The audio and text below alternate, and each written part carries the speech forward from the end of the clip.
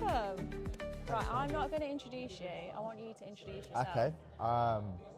My name's Denis, and yes, I think I run a lot of miles.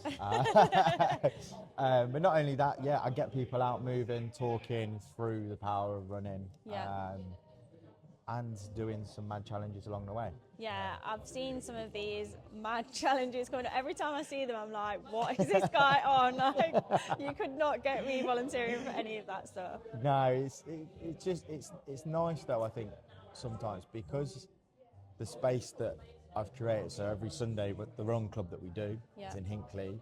I started it through. I was going for a bad time in life.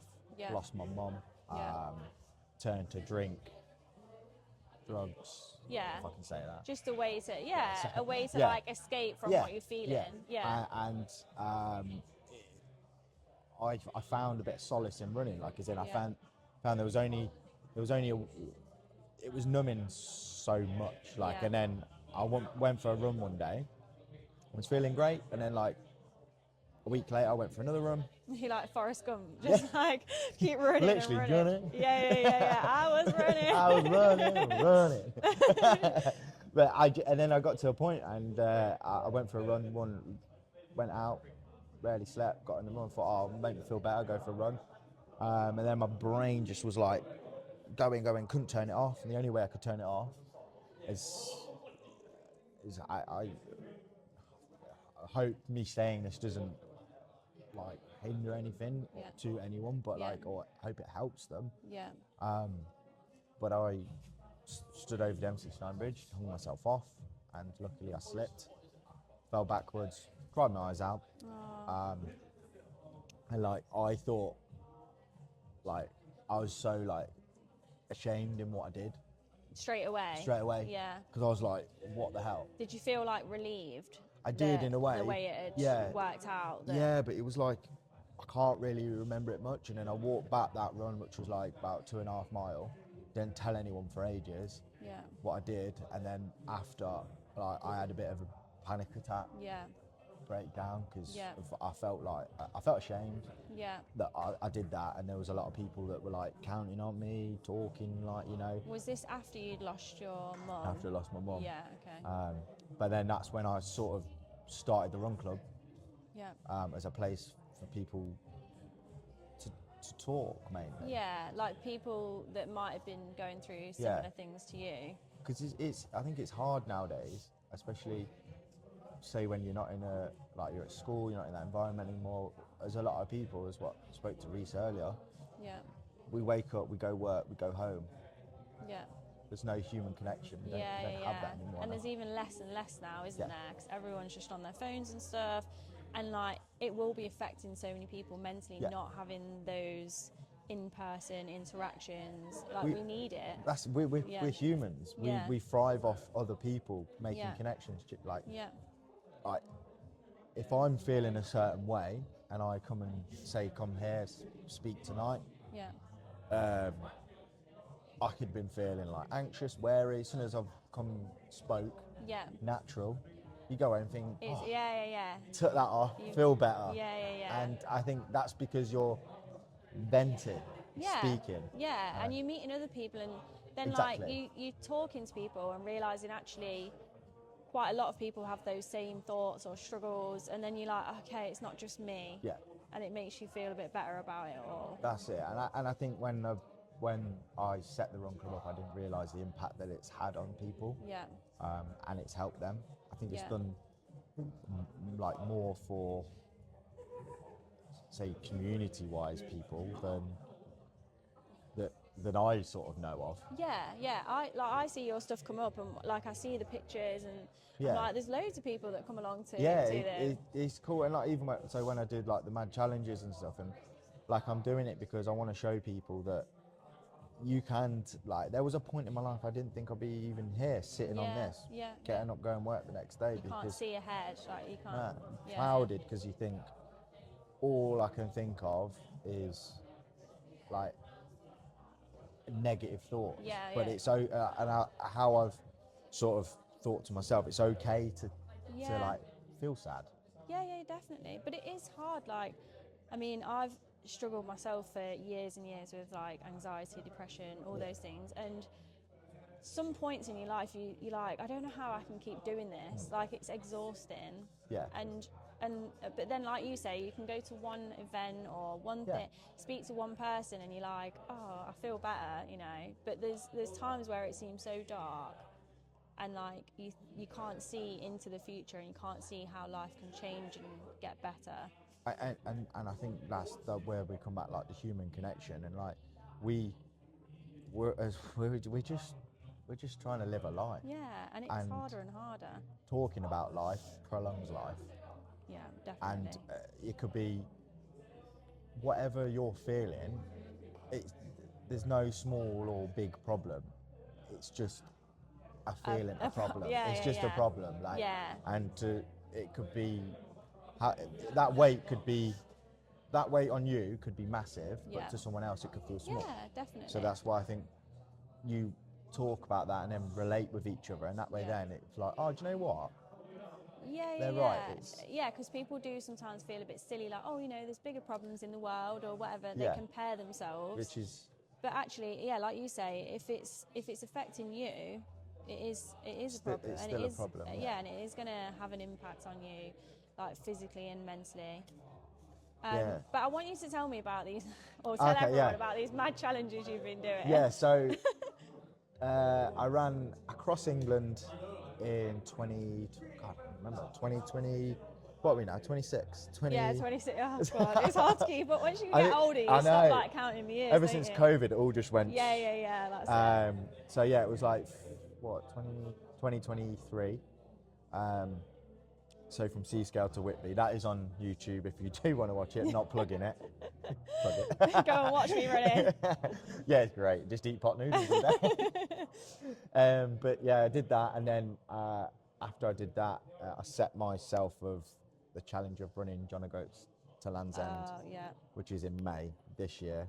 But leading up to that, I do fundraisers for the 4 charities. Yeah. So it's neuroendocrine cancer, which my mum had, British Heart Foundation. My dad died of a heart attack, and Birmingham Children's Hospital, because my mum stayed at the QE Birmingham. Okay. So she looked over at the Birmingham. She used to say, try and save the toys up, because during the COVID time.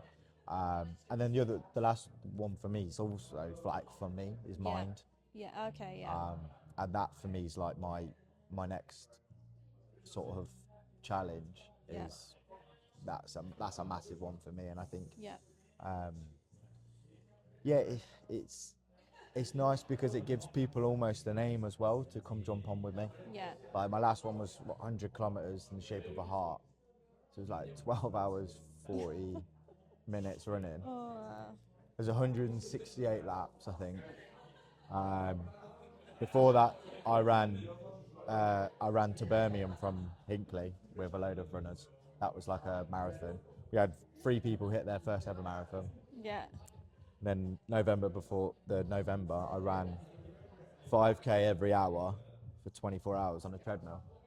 I think I saw that. Actually. Yeah, that was that was interesting. That is like people like 5k on its own is an achievement for most people. Or like they'll build up to a 5k over like a matter of time, and you're just there like banging them out, 5k, 5k, 5k. But 3 a.m. in the morning, I was like, what the hell am I doing? Yeah, why am I doing this again? No, but it's amazing. Like I've seen what you're doing, and I think like they're all such good causes. You're raising awareness, you're raising money. Like it's a really positive thing, and like hopefully you knowing that you're doing those things and helping other people as well, obviously then impacts you and how you feel as well. I'll be honest, I get energy from people. Yeah.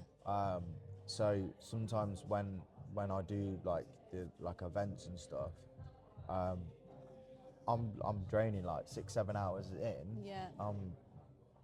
I'm waning, and then all of a sudden people will come. It's a boost. Yeah, cheer you on. And it's nice as well because I've had a lot of people openly talk. Yeah. because it's a safe space, and that's the whole point. I think you do give off like quite a friendly energy as well. Oh, thank like you. When I've seen it, like you are in real life, how you come across online. You know, like sometimes people, you don't know what you're gonna get, or they act differently. Like you've just come here today, spoke to everyone, really friendly, really approachable, and I think that's important when you're creating a space for people to come into. I think always having time for people as well. Yeah. Like, and just be like authentic to what you believe in, your thoughts. Don't talking about things. Yeah. Like I'll say now, like I ended up having panic attacks. Yeah. I can relate. and I thought there were seizures. So then I had to, during the time, then tell my job. Then my license took off me. So therefore, then didn't have a license. You know, domino effect, everything. Yeah. And then I ended up like, you know, thinking, what is this? It's not epilepsy, because I had brain scans. Yeah. And they turned out and it's like PTSD. Yeah. But I thought, I'm all right.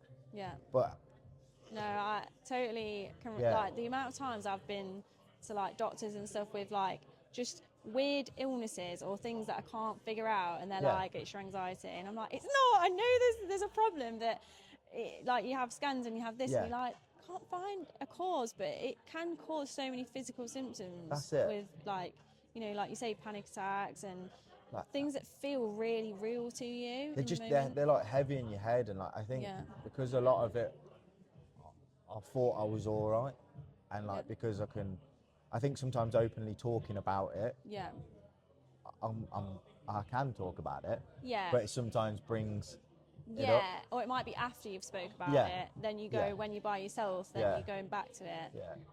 Because my head's like, it's like, yeah.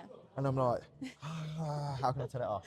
Yeah. And then literally. and then it's like, I always find different ways to do it. Sometimes I'm like, do you know what? Like, I've done all this, and like you're doing like things online, speaking to people, this, and do you know what? Like sometimes I'm like, right, yeet my phone. Yeah.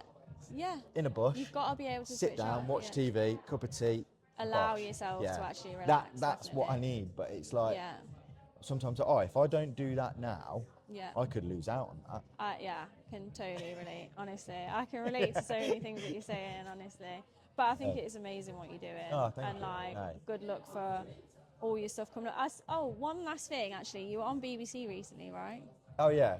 Can people find that anywhere? Or it's on BBC Leicester. Like, I did basically when I ran the 100k, and then the next day they called me to like chat about it. So like as I was running around, I did like a before voice note, during, and then after. Voice note. Could you even get your words out? By like hour 12, I remember saying to Molly, I was like, do it for me. Done.